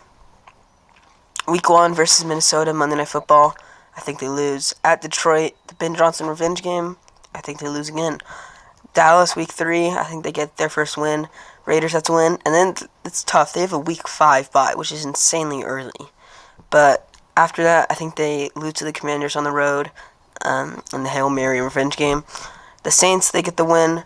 At Ravens, they lose. At Bengals, they get the win. The Giants, they win. Vikings, they lose. Steelers, they lose. At Philly on Black Friday, that's going to be a loss. At Green Bay's a loss versus Cleveland is W. And then Caleb Williams is 1-1 versus the Packers. And I think after the season, he'll be 2-4. And then we have at San Francisco. I think they'll get an upset win. And then versus Detroit, I think they lose. So that puts them at a record of 7-10. Yeah, I think this offense is going to improve a lot this season. DJ Moore and Rome Odunze, they still have. I think Rome will have a better year, and yeah, I think Caleb Williams will have a better year. I mean, he didn't even have that bad of a year last year. Just that the coaching they had and bad offensive line, and this year they fixed both of those, getting Ben Johnson and also a great offensive line. But the reason I still have them at 7-10 and worse in this division is because I think this defense is. I think it's getting kind of overshadowed. Like, no one's talking about that. I don't think it's very good. But anyway, I think they go 0-6 in the division, which is just tough because they play a great division. 4-8 in conference, 4-4 at home, 3-6 away. But yeah, that 0-6 in the division kind of stands out a lot for this team. And then, yeah, I think their defense is not very good in my opinion. I just think it's average, or I think it's like in the 20s. Yeah, this offense though is going to be way better. They have great receiving options, including 2 tight ends set now with Cole Kmet, who is a great tight end, as well as Colson Loveland, who's going to be a fun rookie in this offense. And I think Caleb Williams is going to be their breakout player, as well as their team MVP and their best offensive player. And yeah, I think Jalen Johnson's, in my opinion, the best Bears defensive player by a long shot, kinda. I think he's going to be their best defensive player. But yeah, I think this team, give them one more year and they'll be in the playoffs. But I just think their defense is not very good, but their offense is going to be great, especially with a totally revamped offensive line. I really like how they did that. And Luther Burden's going to be a nice wide receiver as a rookie. Yeah, I think the Bears are going to finish 7-10, which is not that bad for a team in last place in their division. So third place in the NFC North, we have the Minnesota Vikings, which before this I had them second. But yeah, I think this team, I mean, let's clears out. Like, if you look at the schedule, the first thing you notice is they play 2 international games. But let's get there. At Chicago, Monday Night Football, Week 1, I think they win. Week 2 versus Atlanta, they win. Versus Cincinnati, I think their defense will suffocate. The Bengals like run game and stuff. And then they back-to-back games internationally. I think they lose 1, but they beat Cleveland. So I think they started the season really good, 4-1. Versus Philly, though, I think they lose. They get a win versus the Chargers, lose to the Lions, the Ravens, beat the Bears, so they sweep them. At Packers, they lose. At Seahawks, they win. And then versus the Commanders, I think they win. At Dallas is a loss. At the Giants is a W. And then versus the Lions on Christmas, this is going to be a really fun game. But they win. And then versus the Packers, Week 18, I think they win, finishing the year 11-6. I think this team is pretty good. I mean, the biggest question mark, obviously, is J.J. McCarthy. And I see a lot of people having the Vikings low just because they think he's not the best, which I disagree. I don't think McCarthy is going to be like amazing or anything. I just think he's going to be a good game manager, and that's all he needs to be, because that's what Sam Darnold was last year, and look what happened to them. I mean, obviously, they're not going to repeat the same success last year, because they're not going to get as lucky, and they play a harder schedule. But this offense, I don't think is going to lose a heartbeat, especially adding like Jordan Mason in the backfield to pair with Aaron Jones. And then their receiving game is amazing. Jefferson's the best receiver in the NFL. Jordan Addison's great. And also Adam Thielen, who they just got back, he's a great wide receiver 3. And yeah, that's why I think this team's going to go 11-6. And this defense is great too. Their defensive line is one of the most underrated in the league. And even if their secondary is not the best, I still think it's going to be good enough for this team to go 11-6. I don't think they're going to be that much worse than a lot of people think they will. I still trust the Vikings a lot in the NFC North. And the offensive line's pretty solid. I mean, it's not nothing crazy. But, yeah. And I think Kevin O'Connell's one of the best coaches in the league, too. But I think Jefferson's their best player this season. Their best defensive player, Andrew Van Ginkel. A very well-rounded defense, so he's not a superstar or anything, but I think he's their best. And then their breakout candidate, Mekhi Blackman, the corner. He's great. And then their best rookie, I think, is going to be Donovan Jackson, offensive guard. But yeah, I think this team is, if Kevin O'Connell can make Kirk Cousins and Sam Darnold look amazing, I don't see any reason why J.J. McCarthy can't be. So I think the Vikings are going to be 11-6 in one of the hardest divisions in the NFL, if not the hardest. Second place in the NFC North. This team maybe had the most changes. It's the Green Bay Packers. I had this team going 9-8 about a week ago, but that's why this video is going to be delayed a couple days because I had to redo a bunch of stuff because of the Parsons trade. But yeah, this team suddenly went from a playoff team to maybe non-playoff team, which was what I predicted, to an NFC contender. Week 1, Lions, I think they win at home. Week 2 versus the Commanders, I think they also win. At Cleveland, they win. Versus Dallas, the Micah Parsons revenge game, it's going to be a win. They have another early bye week, and then Cincinnati, I think they get their first loss. At Arizona, they lose. And at Pittsburgh, they win. Jordan Love beats Aaron Rodgers as they defeat their former quarterback. Then versus the Panthers, that should be an easy win. Versus the Eagles on Monday night, that's going to be a fun game. I think they lose. At Giants, they win. Versus Minnesota, they win. At Detroit on Thanksgiving, this is going to be a very fun and entertaining game. I think they lose, though. Versus Chicago, they win. At Detroit, that's going to be a nice one. I think Denver. They win. At Chicago, I think they win. Versus Baltimore, I think that's a loss. I think they've finished with 2 straight losses in their year at 11-6. The same record as last year, but I think this team got a lot better with the Parsons trade, which they're already a good team because Jordan Love's a borderline top 10 quarterback. They have a lot of good wide receivers, no clear wide receiver 1, but Matthew Golden, Jaden Reed, Romeo Doubs, Christian Watson, you could say, Dontavian Wicks, Savion Williams. This is a very deep receiver room. So, yeah, in this defense, they have Micah Parsons at the end of the day. And their secondary, Xavier McKinney is one of the best safeties in the game. Their cornerbacks do scare me, but I think they can get past that. And then, this team's very well-rounded. I think they'll go 11-6, 4-2 in their division, 8-4 in conference, 5-3 at home, 6-3 away. And I've seen a lot of people say that they win the NFC North, which I think that's a little bit of an overreaction, but I still think they're going to be in the playoff picture. And I think Micah Parsons is his team's MVP. Josh Jacobs is a great offensive player to have. He's such a consistent running back. And this offense, along with Tucker Kraft too, he's a great tight end, and an offensive line with Zach Tom. Their offensive line is very underrated. And I think Matthew Golden's going to have a great rookie year and be their best rookie. And I just think the Packers will be a great team this year. I think they'll go 11-6. But I don't think they have them as much pure talent as the first place team, the Detroit Lions, who played them in Week 1. So for the Lions, they did lose both their offensive and defensive coach, but I think other than that, they didn't lose much this offseason. And I still think with a healthy Aiden Hutchinson, this team is going to be in Super Bowl contention.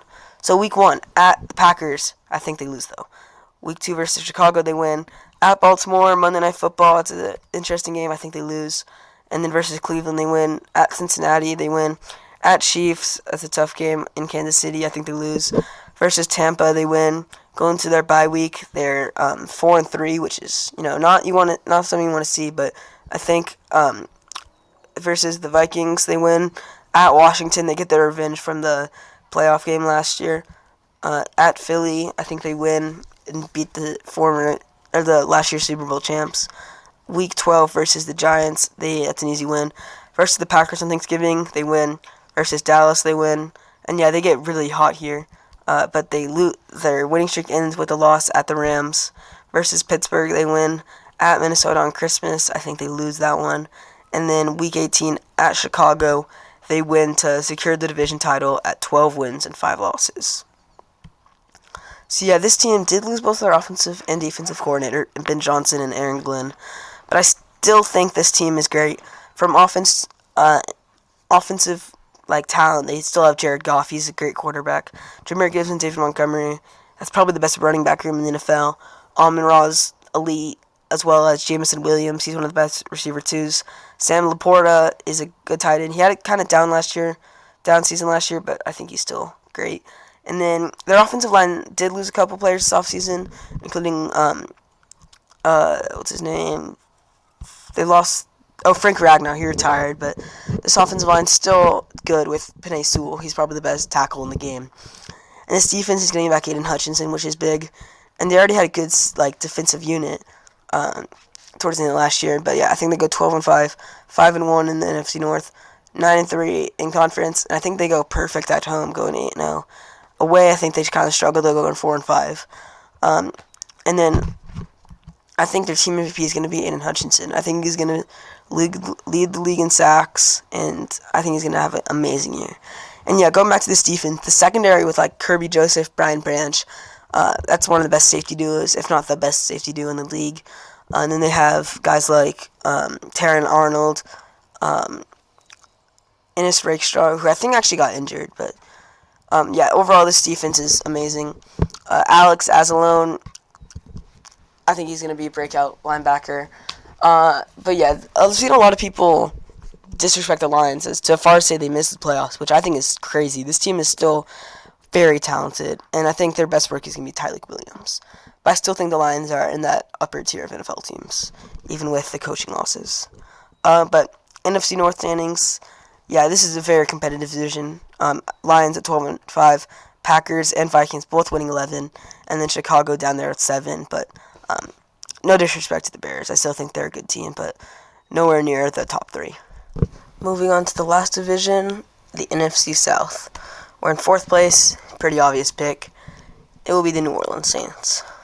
Yeah, this team has an abysmal quarterback room, and yeah, they lost a lot of players, and they're definitely going to be pretty bad. Let's look at their schedule. Week 1, Arizona, Tanel versus San Fran, Tanel. They get a random upset against the Seahawks. Week 3, at Buffalo, they lose. Versus the Giants, they lose. Patriots, they lose. Bears, they lose. Buccaneers, they lose. Rams, they lose. Panthers, they lose. Going into their bye, they're 1-10. 1-9. Wait. Yeah, 1-9. Lose to the Falcons, Dolphins. They get a random win against the Buccaneers. I think they'll just randomly have a couple upset wins. Lose to the Panthers. Again, beat the Jets. Lose to the Titans and Falcons. As they end their year 3-14. I think this team's going to be the worst in the NFL. Yeah, their quarterback room, Tyler Shough and Spencer Rattler. I'm pretty sure Rattler's starting, but that's nothing to be scared of. Alvin Kamara is a good running back, but he's getting old. This receiver room is always injured, but when they're healthy, Chris Olave and Rashid Shaheed are good. And this defense is getting old too, but they still have some guys like Demario Douglas and stuff. But yeah, they're going 3-14, 1-5 in division, 2-10 in conference, 1-7 at home, 2-7 away. And I think Kamara is going to be their best player, which isn't saying much, but I think he's going to be good still. Defensive player, I got Cameron Jordan, yeah. But yeah, look at this team's defense, man. They're so bad. Tyrann Mathieu retired, too, so their secondary is pretty bad. But I think Kool-Aid McKinstry, who, funnest name in the league maybe, he's going to be a good corner. And Kelvin Banks, I like as a tackle. But yeah, overall, this team is very bad, and I think they win 3 games and get the top pick in the 2026 draft. Well, they will be taking, like, Lenore Sellers, Garrett Nussmeier. But yeah, the Saints are going to be very bad this year. Moving on to 3rd place, I think this team is being pretty overrated. I've seen this team as a playoff team, and that is the Carolina Panthers. I just don't see it with this team. Week 1 at Jacksonville, I think they lose. At Arizona, they lose. They get their first win versus Atlanta. They lose at New England versus Miami. They get a win versus Dallas versus the Jets. They lose to the Bills, the Packers. They get a win versus the Saints. At the Falcons, they lose. And at San Fran, they lose. Week 13 versus the Rams, they lose. Coming off their bye, they beat the Saints, beat the Buccaneers, lose to the Seahawks, and lose to the Buccaneers, putting them at 5-12. I just don't see this team, or there should be 6-11. Don't look at that. Yeah, it's 6-11. This team is just not good at all. Bryce Young did look good at the end of last year, but I'm not gonna pick a 3-game sample size to base my predictions off this year. I just don't think he's very. He's good, but I don't know. I just think this team's being overrated. The receiving room is mid at best. Ted Roy McMillan, I really like. I think he's gonna be amazing. But other than that, I think the receiving room is pretty bad. Xavier Legette, uh, he dropped a lot of passes last year. Chuba Hubbard's a good running back, and their tight end room is pretty bad. Same with their offensive line. But it's not the offense I think is horrible. I think it's the defense.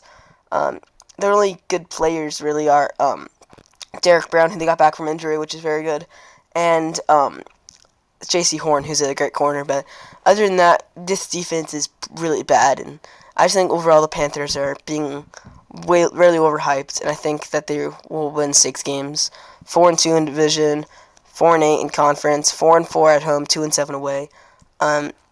Yeah, I think their best player is going to be Derek Brown, and I think their best offensive player is Chuba Hubbard, who I really like, but I just don't think Bryce Young is going to make that really big leap we all think he will. I think Teddy McMillan is going to be amazing, though. Yeah, I just think the Panthers' potential is high, but I think their floor is really low, and I think they're going to be closer to their floor of 6 wins than their ceiling of, 8 or 9. And I guess I put J.C. Horn as a breakout candidate. He kind of already broke out, but I think he's going to build off a great year. But yeah, I think the Panthers are going to be bad. Moving on to second place, it's Atlanta. I really like this team on paper, especially their offense with Michael Penix. But let's see how this rookie quarterback does. Looking at their schedule versus Tampa, I think they win at home. At Mini, they lose. They lose versus the Panthers. They get a win versus the Commanders, and then they have a very early bye. But after that, versus Buffalo, I think they lose. They beat San Fran. They beat Miami, lose to the Patriots. Then they go to Germany, play the Colts. I think they lose. Versus the Panthers, they win. At Saints, that's a win. At the Jets, that's a loss. Versus the Seahawks, it's going to be a close game, but I think they win that one. At Tampa, this is going to be a game that decides the division, in my opinion, but I think they lose. At the Cardinals, they win. Versus the Rams on Monday Night Football, they lose. And then versus the Saints, they should get the win, putting them at 9-8, just outside the division title. I really like Michael Penix, and I'm a Washington fan, but I still think he has insane arm talent. And this offense is loaded with Bijan, who's one of the best running backs in the game, as well as Drake London as receiver, Darnell Mooney, who's pretty underrated. And, is this Kyle Pitts' breakout year? Probably not, but you'd like to think so. And their defense is a little lackluster, but Jesse Bates is one of the best safeties in the game. They have a good secondary, but it's just their defensive line, which is a little bit lackluster, which is the reason I think they'll go 9-8, 4-2 in their division, 8-4 in conference, 6-2 at home, 3-6 away. And yeah, I think Bijan's going to be a stud this year. Jesse Bates, I talked about earlier, he's one of the best safeties. This is a pretty underrated secondary. Breakout candidate is Michael Penix Jr. I think he's going to have a great, basically rookie year. I mean, he only played a couple games last year. And yeah, Jalen Walker, they got him pretty low in the draft at, I think, 15. He was supposed to be a top 10 pick. So I really like that pick. And overall, I think the Panthers the Falcons are a good team. I think that if you give them some more defense, if next offseason they focus on defensive line and linebackers, I think this team could be really scary in the near future. But as for now, I think the Falcons will be 9-8. And the first place in the NFC South, the Tampa Bay Buccaneers. So yeah, this team, they're great. Week 1 at Atlanta, I think they lose though.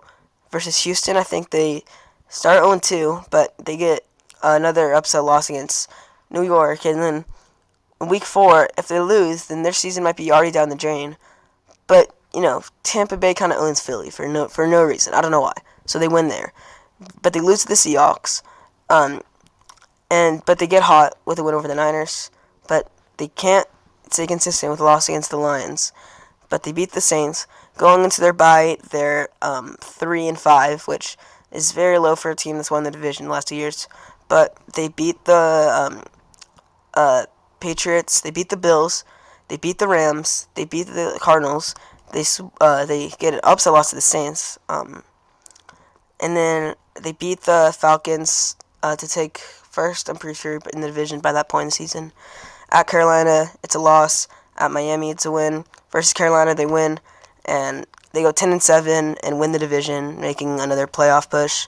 I think Baker Mayfield is a very good quarterback. I think he'll lead this team to 10 wins, 3-3 in the division, 7-5 in conference, 6-2 at home, 4-5 away. This team did lose their offensive coordinator, but I don't really. I still think this offense is going to be good. Mike Evans and Chris Godwin are good. But yeah, I think Emeka Egbuka is really going to put this team. He's going to take a lot of this receiving game off his back, especially in the slot. And then, yeah, I think Mike Evans is going to continue his 1,000-yard season streak. And then Bucky Irving is a great running back. Rashad White is one of the best running back twos in the league. And this defense isn't the best, but they're definitely going to do their job in another successful Buccaneers season. I think Antoine Winfield is going to be the best defensive player.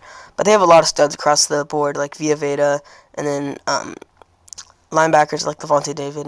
But, yeah, I think Baker Mayfield's going to have an amazing year. And I think Emeka Egbuka is going to be their best rookie. Bucky Irving, you could say, shouldn't be a breakout candidate, but I put him at that. Yeah, I think the Buccaneers are a very well-rounded team, and I think they win the NFC South.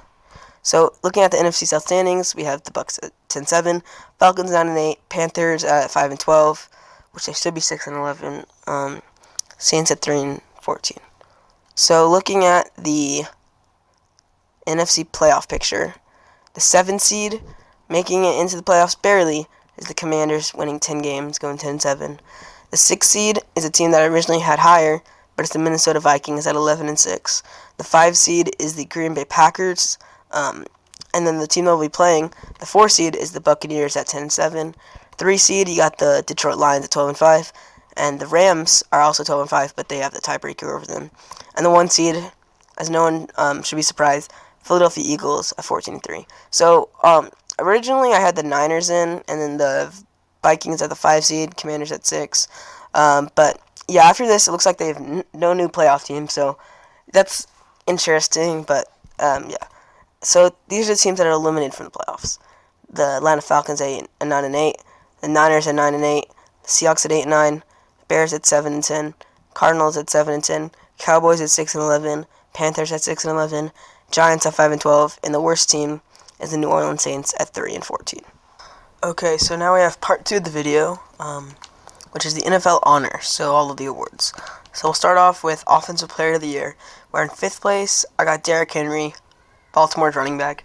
By the way, this award usually is the best receiver running back, so if you don't see any elite quarterbacks on here, that's probably why. But Derrick Henry, I think he's proving that all the haters are wrong. He's still one of the best running backs in the game.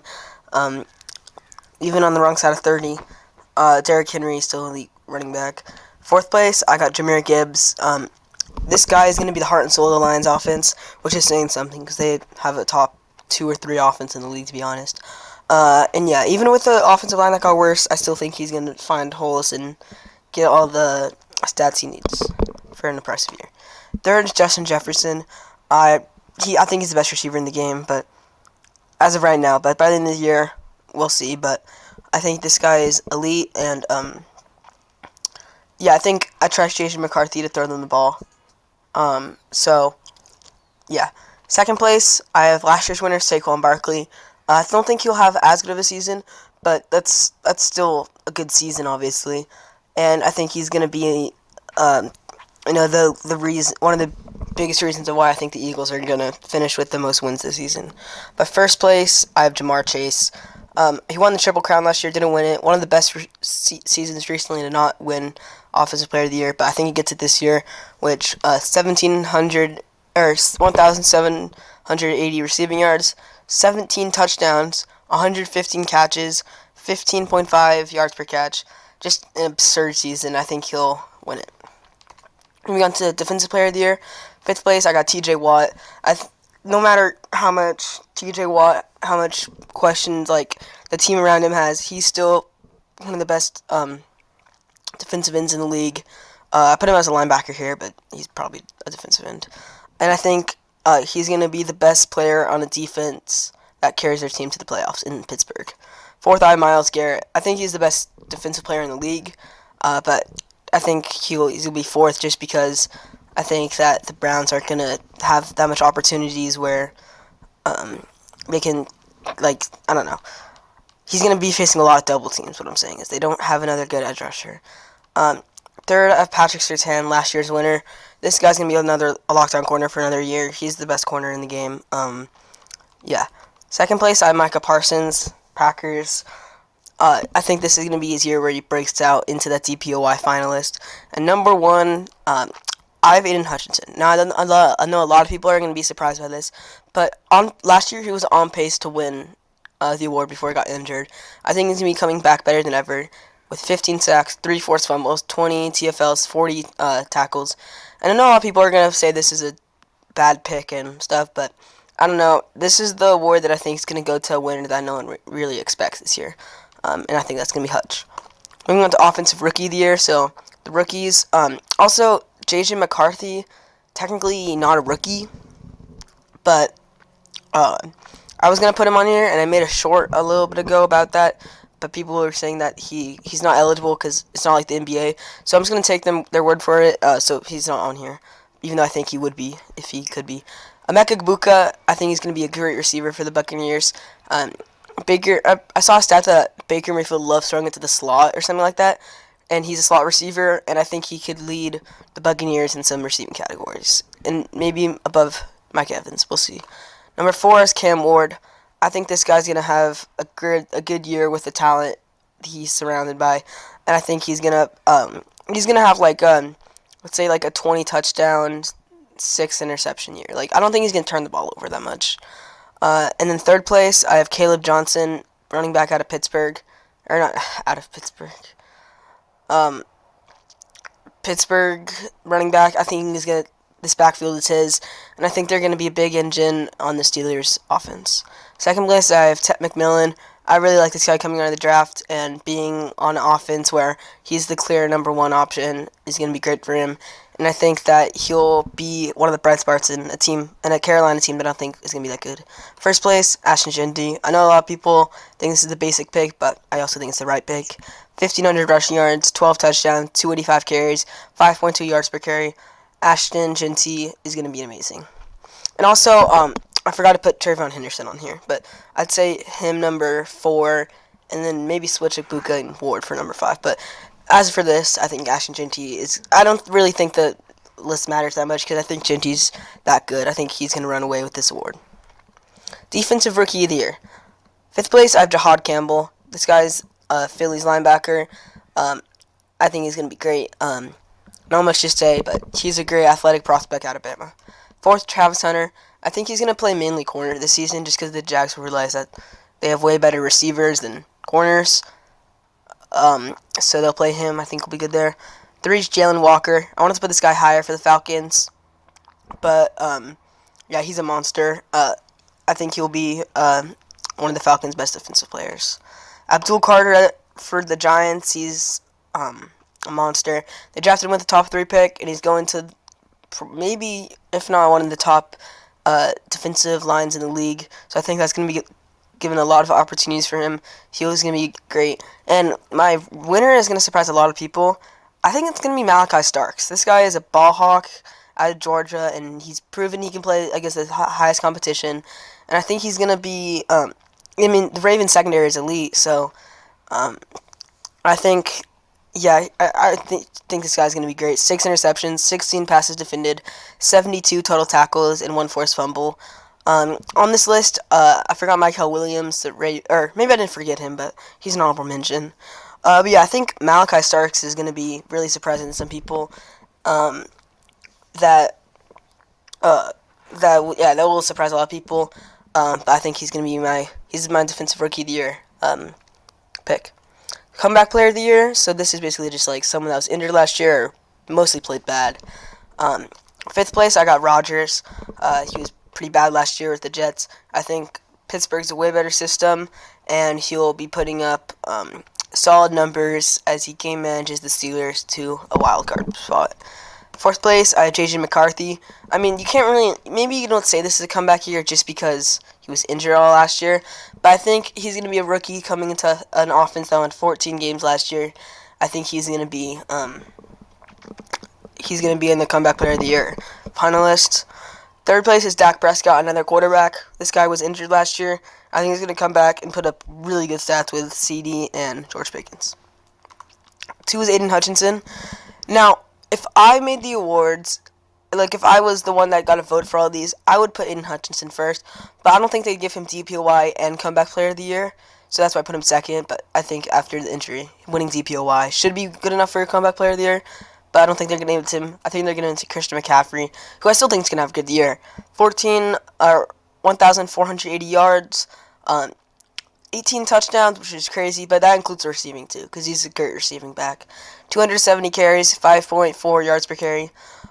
In camp and stuff, everyone's saying that he's back in his 2023 form, which, if that's true, then maybe I should put him higher in other categories. But yeah, I think he's my Comeback Player of the Year winner. So, Protector of the Year, this is a new award. This is for the offensive linemen. I don't have much to say here, but I basically just picked some of the best linemen in the league. Fifth place, Deion Dawkins, the Bills tackle. Fourth, Trent Williams, Niners tackle. Third, Tristan Wirfs, the Buccaneers tackle. I think he's going to be amazing. Lane Johnson, Philly. I wanted to put more Philly guys on here, but I couldn't find myself putting them above Deion Dawkins and stuff. My winner is Penei Sewell. I think he's going to have an amazing year, dude. This guy is one of the best players in the NFL in total as an offensive lineman. I think he's going to let 1 sack a year, only do 4 penalties, and have 4 quarterback hits allowed. Yeah, this guy's great. So Coach of the Year is kind of Comeback Team of the Year, their coach, or just something like that.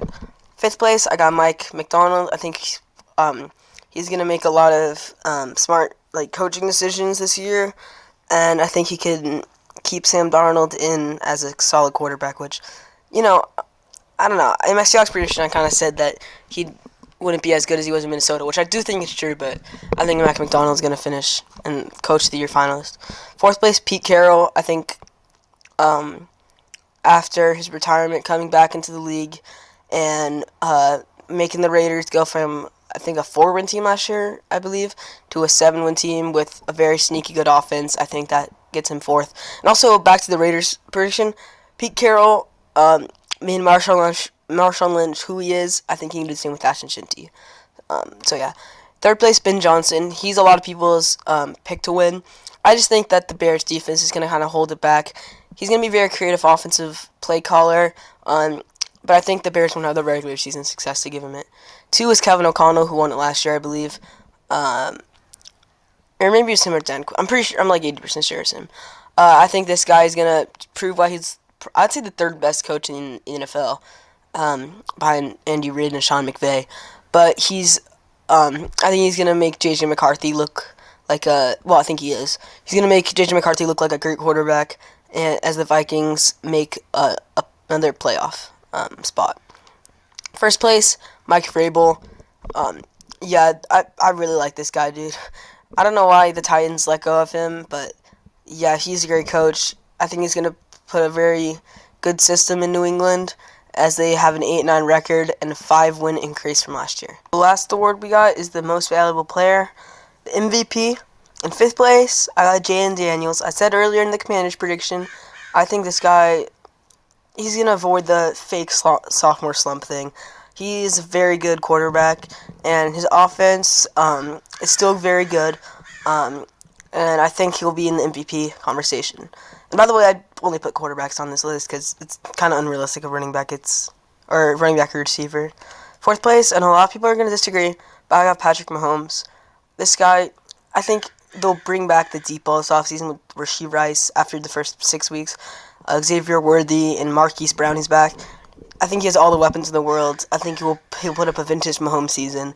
Maybe not as good as other ones, but still in the MVP race. Third place is Josh Allen. This guy, maybe what it means to be the MVP, the most valuable player, at least for his team. Because if they didn't have him, they'd be really bad. But Josh Allen is very good. Even with the limited weapons he has in Buffalo, he's still elite. Second place, I got Joe Burrow. Honestly, a lot of people say that he deserved it last year, and he didn't get it just because of the lack of team success, thanks to that defense. But I think this year, since they'll make the playoffs, and I think he'll have a similar season to last year, the voters will give him respect, put him at 2. And in first place, you're probably going to see this coming by process of elimination.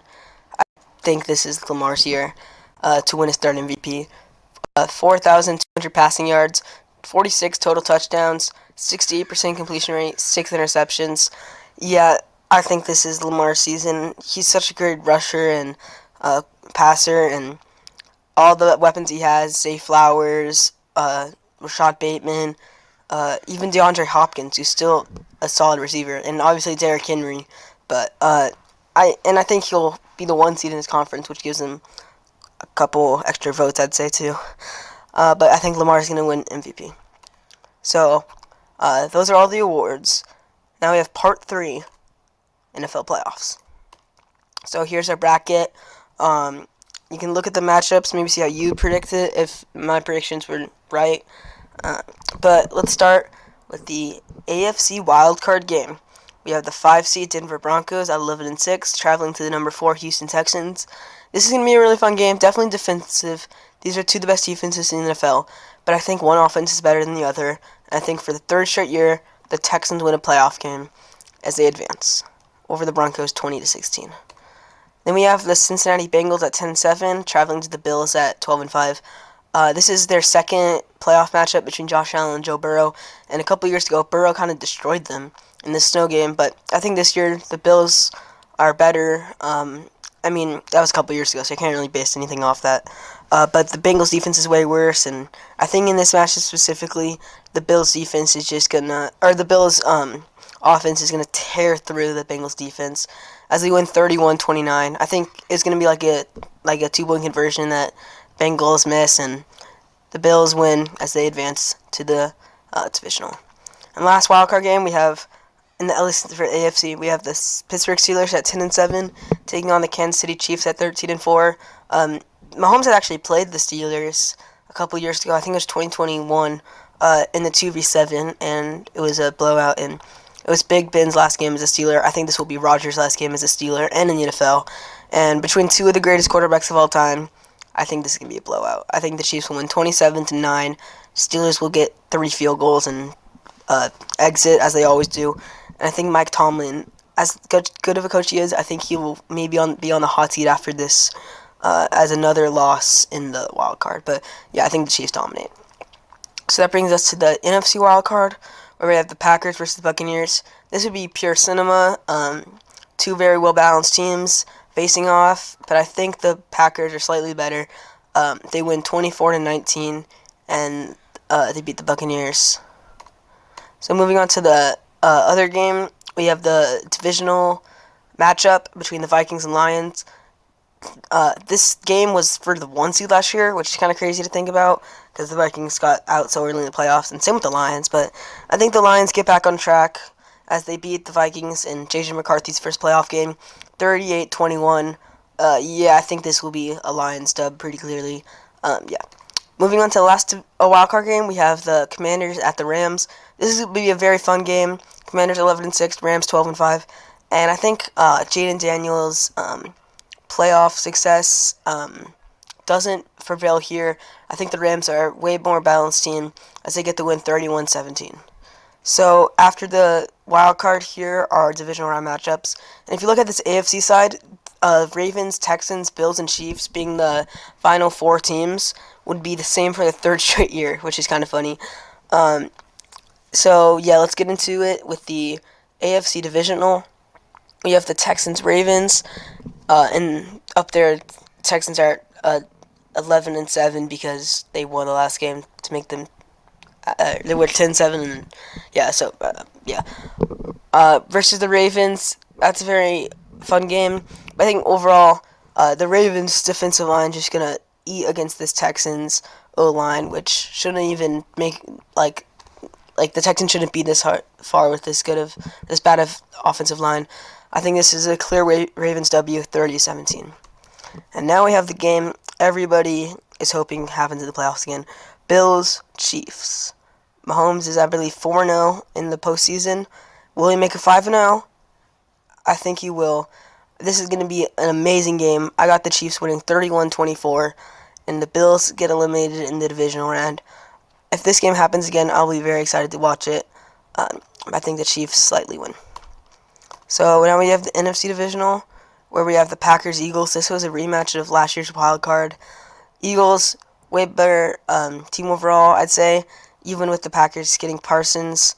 I think this Eagles defense will lock down all the Packers wide receiver twos they have, as the Eagles win this one 33-25 as they make it to the NFC Championship. And now we have this game. The Lions traveling to the Rams. Another Jared Goff versus Matthew Stafford revenge game for both of their teams. And I think this is going to be coming down to the wire. But in an upset, or I guess by the lower seed, I think the Lions will win. 27-21. I think it's going to be a great game if this does happen. And yeah, I think the Lions will make it to the NFC Championship for the second time in 3 years. So after our divisional round, here are our final 4 teams. Start off with the AFC Championship. Now, this game, if it happens again in the AFC Championship, that'd be very fun to watch. And, you know, you could go both ways with here. But I think this is going to be the Ravens and Lamar's year. I think they barely get the win 24-23 against Kansas City, as Mahomes doesn't make the Super Bowl for the first time since 2021. And I think the Ravens will make their first in the Lamar era. And on the NFC side, I think that the Eagles versus the Lions, I think the Lions defense might be a little outmatched here, especially with the Eagles' great offensive line and the Lions' secondary, which can be questionable at sometimes, which kind of got exposed last season against the Commanders in the divisional. I think that the Eagles will make it to the Super Bowl for the second straight year, winning 34-28. So, here's our Super Bowl matchup. We have Super Bowl 60. The Baltimore Ravens taking on the Philadelphia Eagles. I think this will be the 2-1 seeds, so 1 seed versus 1 seed battle. Not very creative by me, but I think this will be the matchup of the Birds in San Francisco for Super Bowl 60. And in this game, I think it will be very close, and I think that the Ravens' defense is just going to be, I think this is what's going to take them in. I think Lamar, with his rushing ability, he can find holes to defeat the Eagles, and I think the Ravens win it 27-24. They're my pick to win the Super Bowl. So yeah, Ravens win Super Bowl 60. Super Bowl MVP Lamar Jackson.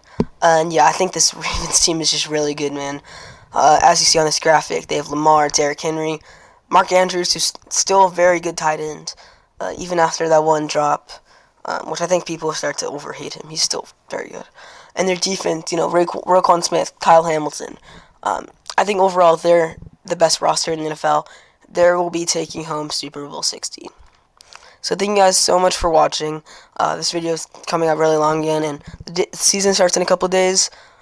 So I think after the season, I'll make a video looking back on this, but we'll see. But yeah, thank you guys so much for watching, and comment below who you think is going to win Super Bowl 60. Yeah, peace out.